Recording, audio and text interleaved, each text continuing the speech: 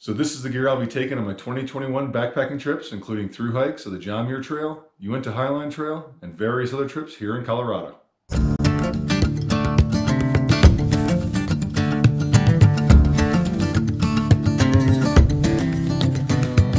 Howdy folks.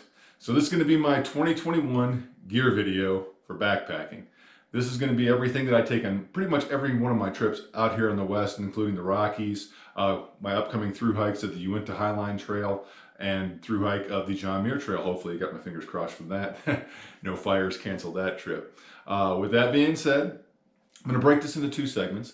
It's going to be, the first part is going to be basically what my base kit is. Everything that I take on every trip that I go on.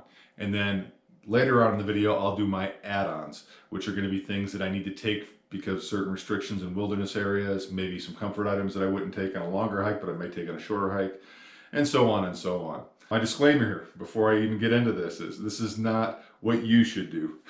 This is what works for me and is what worked for me for years and years and years. Some of the gear you're going to see is over a decade old and still going strong, and I still love it and don't have any need to upgrade at this point in time. If there's one lesson that I can give anybody when it comes to getting their gear, is to select the what and why for you. Meaning, what does the gear need to do for you, and why does the gear need to do it? So, without me further flapping my gums and getting into this, let's just go ahead and delve right into the gear that I got. So here we are after the pack has exploded. Everything that I'll be carrying on my back, you'll see in front of you. So I'm going to go ahead and break this down into certain groups, and we'll go through each group separately, and we'll go ahead and describe exactly what I got, and then I'll give you the base weight at the very end. So starting off with the big three, and in my case it winds up being the big five, because I do include these two items over here in that. We'll start off over here on the left here. This is my ULA Catalyst backpack. It is a sub 3 pound pack, just barely. But the reason I chose that pack was because for all my hikes that I do, some of them require me to carry a little bit extra weight. Things like hiking in the Grand Canyon or hiking on the Arizona Trail, where I had to carry sometimes 5-6 liters of water. You know, it's an extra 13 pounds, as well as carrying up to 7 days of food at a time. So that adds a lot of weight, even though my base weight's not too awful bad. But with that being said, this is actually comfortable. I've had up to 35 to almost 37 pounds, and it still feels comfortable for having that much weight in it. Also, another thing that I really wanted out of a pack was I like these big, huge hip belt pockets that ULA has. That way I can carry the things that I need to get at relatively easily, and I just don't want to have to stop and take off my pack and stop my momentum. So I can just grab them right out of there, and I'm good to go. Moving over to the tent, which is right here. This is the Tarp Tent Double Rainbow. That tent I bought in 2007, I believe, and been using it pretty much exclusively, with the exception of maybe less than a handful of times I've tried other tents, but always come back to this one. When I bought that tent, I wanted something that was sub 3 pounds. And at the time, for a Silnalon tent and two-person, that was at 2.5 pounds, that was a pretty good deal. I wanted something that had a side entry. So I have very poor flexibility, and getting in and out of the end of a tent just wasn't comfortable for me. So that was another factor that I wanted there. I wanted something that was big enough that I could carry everything, or put everything that I have at night inside my tent, as well as have plenty of room for me. And that tent satisfied that. And the last thing is, in worst case scenarios, that can be a freestanding tent. I've never had to do it, but if you use your trekking poles, which I do, you can use that along with the arch pole system to go ahead and make it a freestanding tent. Moving up to the upper right here in the Sea to Summit 13-liter dry sack, I've got my Western Mountaineering TerraLite sleeping bag. It's a 25-degree bag, and the reason I picked that over other bags, one, I am one of those type of people that flops around in the middle of the night like a fish, and a quilt just doesn't seem to work for me. This has a very, very wide midsection area, so if you're one of those people that sleeps with a figure 4 type of leg, or your legs are flying around all the time, that one actually was that was the reason why I picked that sleeping bag, was for that. Yes, a little bit more weight. I think it comes in at 1 pound 15 ounces, but I was willing to do it. Sleep and rest at the end of the day is probably the most important thing to me while I'm on trail. Next down the line is the NeoAir UberLite. Now, this is not something that I kind of picked up because I was looking for it forever, and you know, just wanted to get it. I picked that up because I had some extra REI dividend bucks at the end of the year, and I decided I wanted to try something a little bit smaller and a little bit lighter. And I actually did not use that for 2 years based on all the bad reviews.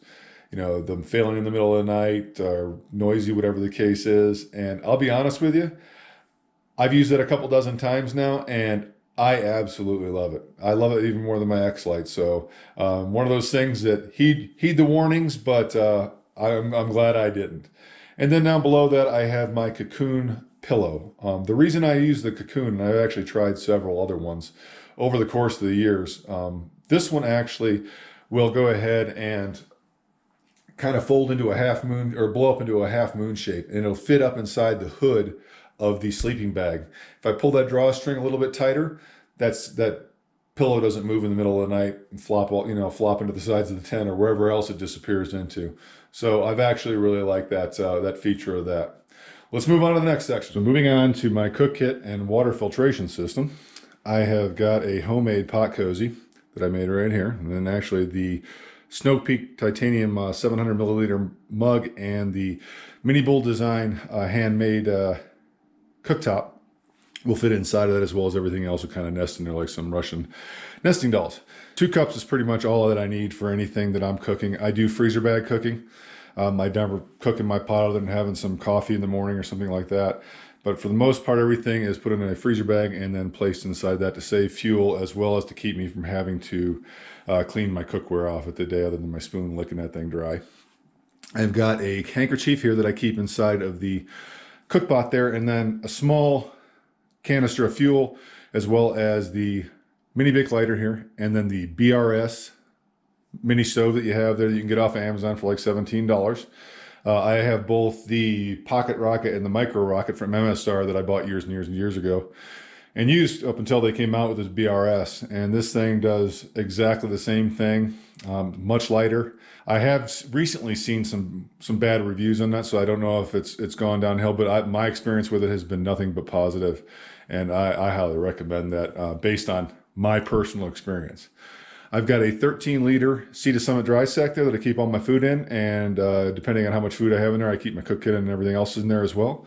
Sea to Summit titanium spoon, and that basically can get down into the bags without puncturing them when I'm doing my freezer bag cooking. I had a spork at one point in time. Never actually had it fail as far as poking holes in it, but I've been with people that it has, and it's not a fun experience from my view. So to avoid that, I've kind of just kept with what I got there.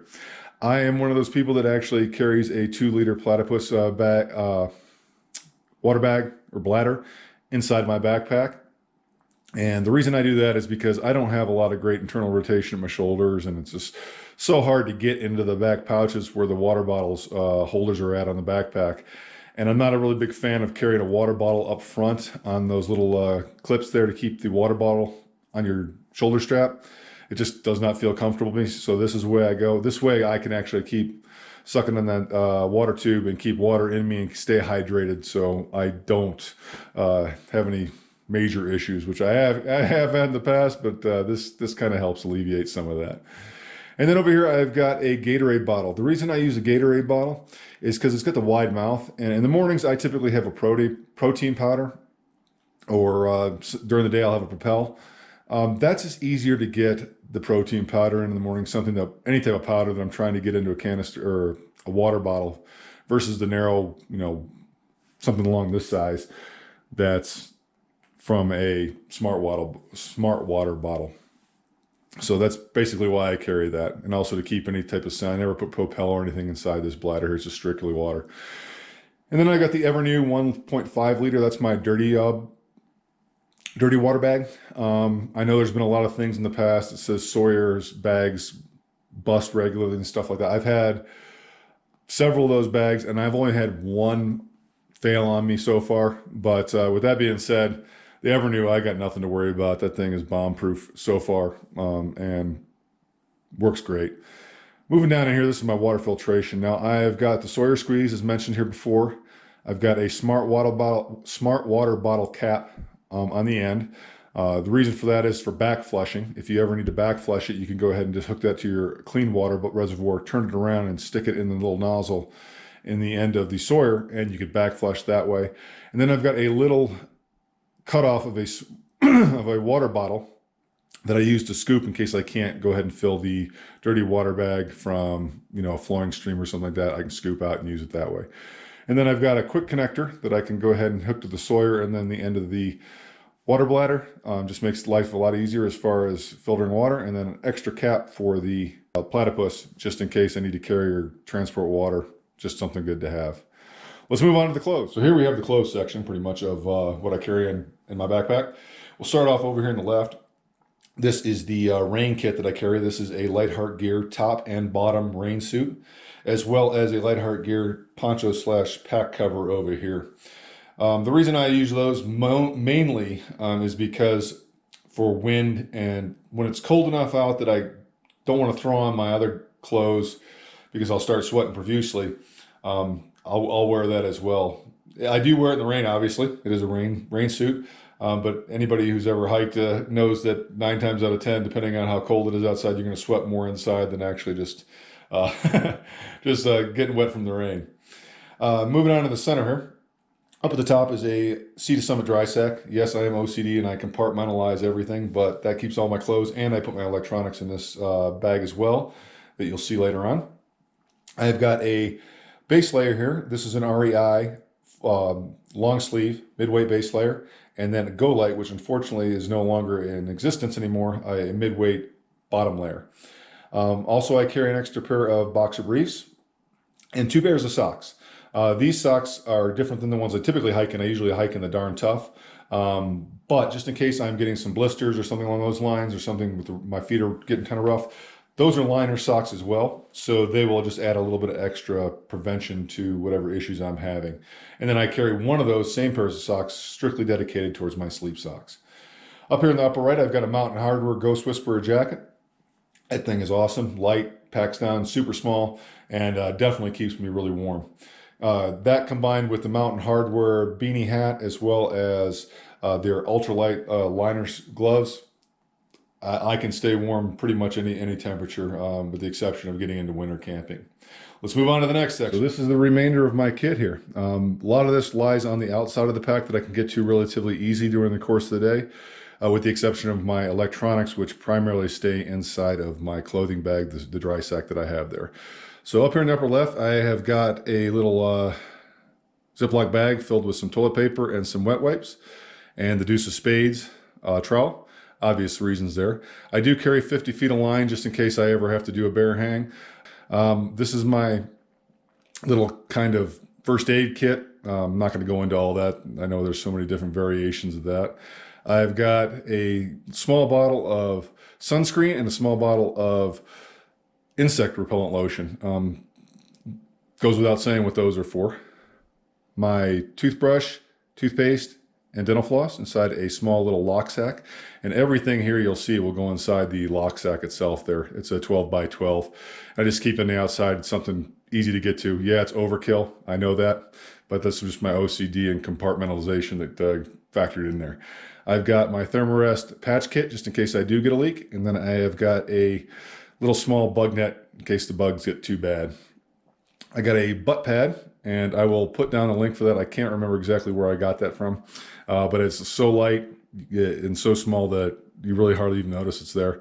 And then I carry an extra bandana on the outside. The reason I have that is in case I get up in the morning, there's condensation on my tent, or it's rained the night before, or something I need to clean off.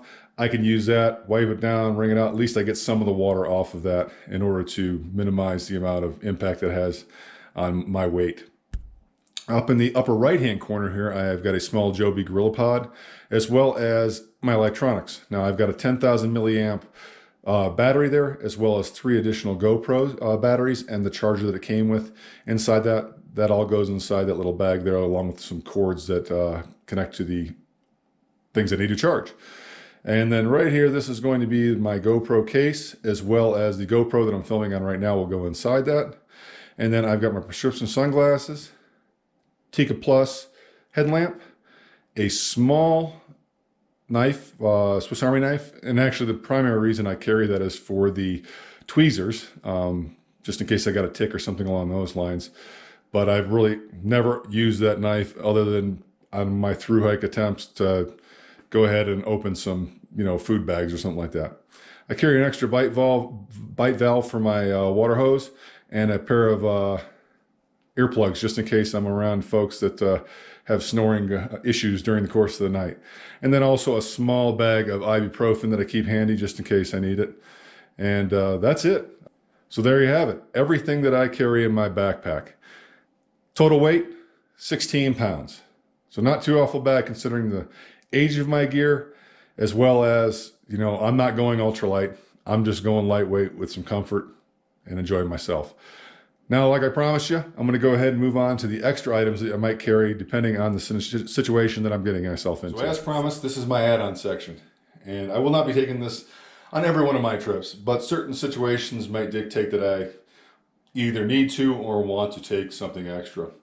Up here in the upper left-hand corner, you see right there, that is a piece of Tyvek. I don't ever really carry a ground sheet, except for areas like the Grand Canyon and the Arizona Trail or any other place that I might be going that has prickly things. So that just helps to add one extra layer of protection, especially since I kind of used the UberLite sleeping pad now. Helinox chair over here. This is something I actually got for my wife and never thought I would use. I took it a couple trips just to add a little extra weight for training purposes.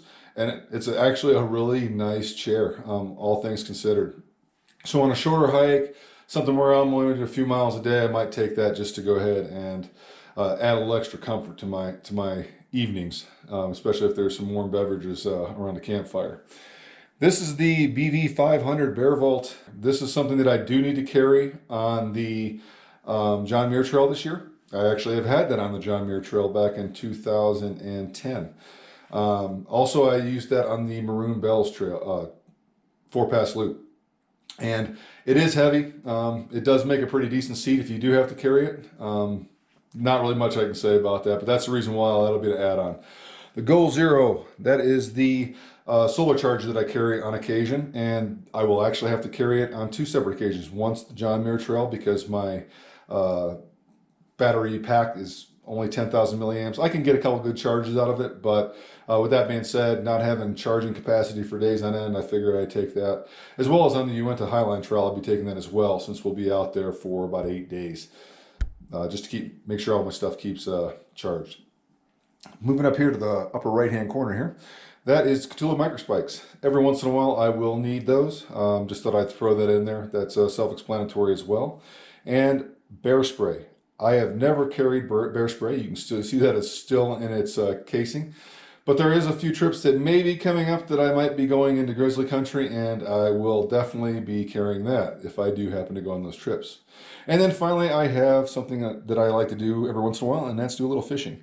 I've got a Tenkara rod, which is basically a fly rod without the reel, and a little bag here that's got some lures and some other stuff in it, just for fishing. So there you have it, folks. That's everything that I'll be carrying with me in 2021 for my backpacking trips, including my through hike at the Uinta Highline Trail, as well as my through hike, hopefully, of the John Muir Trail, and any other hikes that I'll be taking around here in Colorado or on the outskirts thereof. 16-pound base weight, everything I showed you there, and then the add-ons that will go on for whatever scenarios play out there. I hope this helps you out. If you have anything that you want to say below, please leave them in the comments. Always like to hear what other people have to say.